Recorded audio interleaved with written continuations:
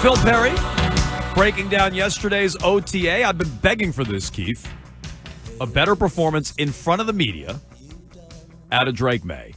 Because the first two that the media had seen, one, he threw 4 picks, well documented. Yeah, good defense, though. Good defense. Christian Gonzalez, and they had to go up against the eraser. Sometimes, I forgot about the eraser. Yeah. Sometimes, Keith, they actually design plays to throw interceptions. First I've heard of that, but that's fine. Sometimes they do. Sometimes they do. You don't know. Throw the pick play. You mean like the screen? No. The pick, like the interception play. Last week, off the top of my head, I think May was 9 for 17.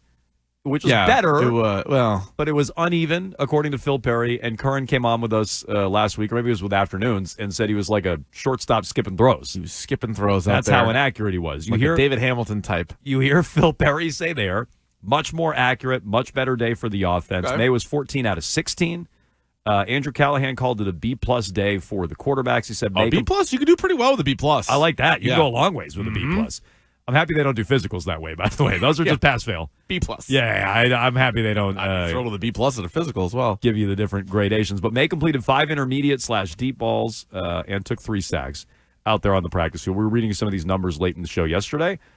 Look, I think the offense needed a day like this, and I think you can directly correlate it to Steph Diggs and his presence just out being there. Yeah, I mean, I do think that helps. I know it wasn't a full go in all of these drills, but I imagine that's going to tick up some of the completion totals, maybe not the intermediate and deep balls, and I guess I don't know how much of that he was out there for competitive portions of.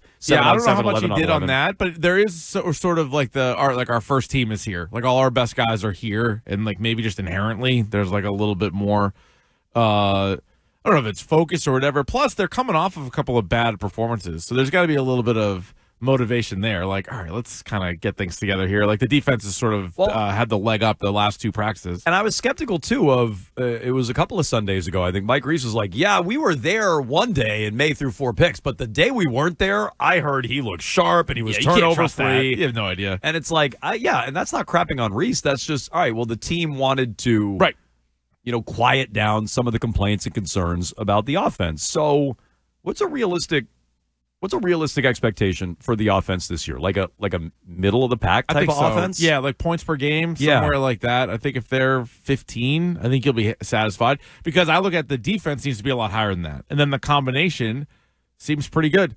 We were going over it last year, remember, come playoff time. I think a higher percentage of top 10, top 12 defenses made the playoffs than top 10, 12 offenses. It was really close. It might have been off by like 1. So if you have that, and as long as you don't have a bottom 5 offense, which is what we've seen, unfortunately, the last few years. If you don't have that, I think the defense, that'd be enough to be competitive and get into that 9-10 win category, which we both are predicting. That to me would be the way to do it. Your defense makes a big leap, and you're top 10-ish. Yeah. And your offense is middle of the pack. It's been so long since the Patriots have had a watchable offense, Keith, like an actually watchable offense. It felt watchable last year once May got in there. I was going to say 2021, they actually finished in a pretty high spot. Now, I know that there's like 2 games where they scored like 50 points, but whatever, that's how it goes. No, that was a watchable offense. 2021. That was a decent offense. I think people overrated it in real time, and I have plenty of complaints about Mac, but that was an above-average, decent offense. But yeah, Bill O'Brien's offense was a tough go. Matt Patricia's obviously was a tough go. And then last year with Van Pelt, it was tough. And largely since Brady's been gone, we've been watching broken down Cam Newton, Mac Jones, who was good for like 11 weeks his rookie year and then fell off a cliff, could never play again. Right. Bailey Zappi mixed in here and there. Jacoby Brissett. It felt watchable when Drake Maye was out there last year because there were flash plays. Yeah. May would complete a big pass like he did against Houston to Booty for a touchdown in his first start. Then there'd be a bad pick, or there'd be a bad sack, or there'd be he'd scramble for a touchdown like he did against the Jets. Yep. So there were flash plays, and it felt like forever since you had even seen that. Right. That maybe made the offense feel like it was watchable. It was still a trash offense. They still couldn't score. There were still too many turnovers. They still stalled out too often. Most of May's production is when they were down 2 or 3 touchdowns, playing from behind, and the defense loosened up. It's been a long time since there's been a watchable offense. So middle of the pack may not sound great on paper. Yeah, you'll take it. That'd be a massive, massive step forward for this offense. I think that's a reasonable goal. 15th, 16th in points per game. I think that's a good goal for the offense. The offense with Matt Castle back in 2008 with Josh McDaniels was 8th. Now, I know they still had Randy Moss. They still had Wes Welker. They still had like a loaded offense. I mean, they went from shattering records the year before to But they also went from Brady to Castle. 10. Right, yeah. And I like to think that Drake Maye projects to be a much better starting quarterback in the league than Matt Castle. But just sort of another offense that Josh McDaniels had minus Brady, right? Like he was able to get Mac Jones, maybe a little bit more apropos because some of the guys that Drake Maye will be throwing to, like Kendrick Bourne and Hunter Henry, were on that team as well. So maybe they can kind of boost them up a little bit. Plus, I think just having Drake Maye start 17 games obviously helps it too. I mean, Jacoby Brissett for 5 games or whatever it was also isn't going to help your overall numbers. No. I wonder, is Maye the kind of guy we can count on for 17 games? No. So I mean, you can't. I mean, I would love to think so, but you can't yet. I mean, we saw him leave 2 games last year, and he was only asked to start 12. So, no, I mean, and I'm sure Mike Vrabel will be in his ear on what he wants him to do. The whole, how often do you run? Do you take contact? Do you slide? Do you dive? Do you get out of bounds? Whatever. They'll have to coach that all up. But, no, until he does it, I don't think you can assume he's going to play 17. Yeah. Now, look, just to go back to the Josh Allen comp again. Josh Allen got hurt right away as a rookie. Played as a rookie, got hurt right away. He's been pretty durable since. And, Maye's not built exactly like Josh Allen, but he is a bigger guy. And, I don't know that you can count on him for 17 games when he was missing multiple games a year ago or had to leave games early due to injury anyway.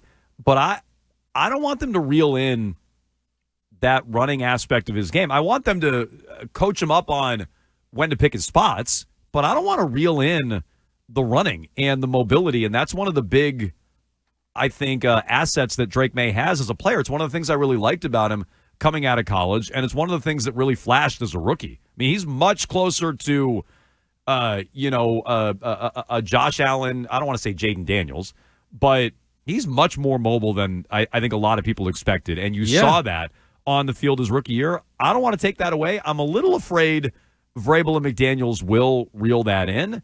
And maybe that's one of the things, Keefe, that we talked about similar to Justin Herbert's production last year.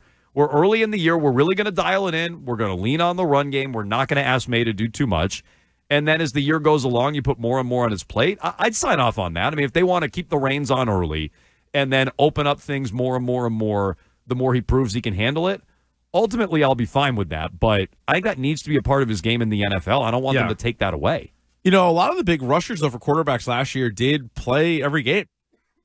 Lamar and Josh Allen obviously run quite a bit. Kyler Murray runs a lot. He played in every single game. Did Hurts play every game, or maybe he sat a game at the end? Missed, I think, a couple. I think he played 15. Okay. But he definitely left one.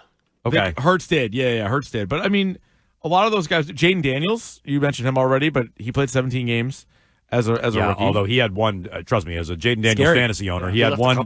He had one early exit. I don't remember who they played, but it was devastating to fantasy owners. Yeah, it was the first drive. Yeah, true. But I mean, still played in every single game, and like that is part of what makes those guys good quarterbacks. And Drake Maye should be in that same bucket. Like he should be doing that as well. I'm not looking at Jaden Daniels in year 2 going, let's take away really good rookie year, but let's take away the scrambling. I wouldn't take that away. Meanwhile, Callahan had another note on the offense, and this ties back into McDaniels. He says the wrinkles Josh McDaniels hinted at before practice are real. He says it's new stuff to Patriots fans. Oh, yeah. And he can't be specific. None of these reporters down there can be specific about formations and what they're running and where players are lining up and things like that. Annexation of Puerto Rico right out of Little Giants? I mean, maybe. That'd be good. Statue of Liberty play? Oh, I like that. Something like Just that. The Boise State stuff? They can't be reporting on the specifics, but he's saying there are new wrinkles, and I take that to mean different even from the offense that we're used to with McDaniels. Not just different from Van Pelt last year, like, duh. Yeah. I hope it's better than that. I hope it's better than Patricia and Judge and Bill O'Brien. No, it should be. Baseline, it's already better than that. Okay, but I kind of scoffed at this before, like, Josh McDaniels been out of football for 15 months, and he's totally rededicated himself and learned all this different stuff. He's going to all these places. At the colleges, and he's learned new wrinkles. I'm like, he's going to run the same offense he always runs. Or will he? Well, actually, he can't. I still think he's probably going to run the same offense he always runs, but Callahan says there's new wrinkles and it's new stuff for Patriots fans, so I'm intrigued by that. I'm also intrigued. I'm curious. That's why my friends call me Whiskers. Sure. So I want to see what that looks like. I also feel like it kind of has to be different. Like, his best years were with Tom Brady. Tom Brady and Drake Maye play the position differently. Well, that's so if true. you're really going to utilize Drake Maye to the best of his abilities, you're not going to have him just drop back and stay in the pocket and throw the ball 35 times. First of all, I don't think Vrabel wants that. I think Vrabel probably wants less throwing.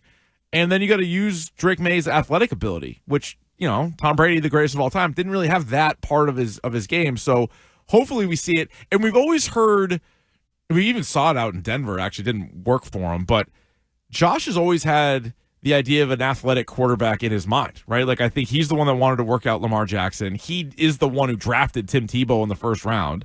I think he likes that idea of the athletic quarterback. Cam Newton into the ground. He ran Cam Newton into the ground. This is true. I mean, yep. This is a good point by Nick. The Cam Newton couldn't throw. At least Drake Maye can throw. Okay, but that is something that we know. For all the crap I would say about the Cam Newton year, McDaniels did know how to utilize him as a running quarterback. I mean, that's a fair point. And then 2021, he gets handed Mac Jones, and once again, you're like, all right, he's not the athlete that any of these other guys are. He's not clearly the brain or the arm that Tom Brady is. So you're left with all right, what am I going to get out of this? And even then, he got the most that we've ever seen out of Mac Jones. So yeah, I mean, I'll wait and see what the offense looks like, and are we going to be able to look after a couple of games, and not even necessarily the preseason games, but the regular season games, and say, okay, there's a couple new wrinkles. I didn't see that before. I don't remember the 2007 Patriots running that play or whatever. I'm intrigued by that. So new wrinkles in the offense. Okay. And again, I take that to mean the reporters have to be careful how they pass this info along, because they're restricted with the access they have, or they're given access, but they're restricted in what they can say at these OTAs. I take that to mean it looks even different than the last time we saw the McDaniels offense here in New England. Yeah. So your thoughts on that? 617-779-7937. A better day for the offense yesterday. Your confidence level in Steph Diggs now that he's past his physical, according to Ian Rappaport, which means he's going to get his first installment of $4 million, which means they paid him real money, which means his roster spot feels secure. All your thoughts there. And have we been a little too harsh, Keefe, on the wide receiver room? Is there more in that room than maybe we realize? There's one wide receiver creating a lot of buzz at OTAs. Let's get to it next.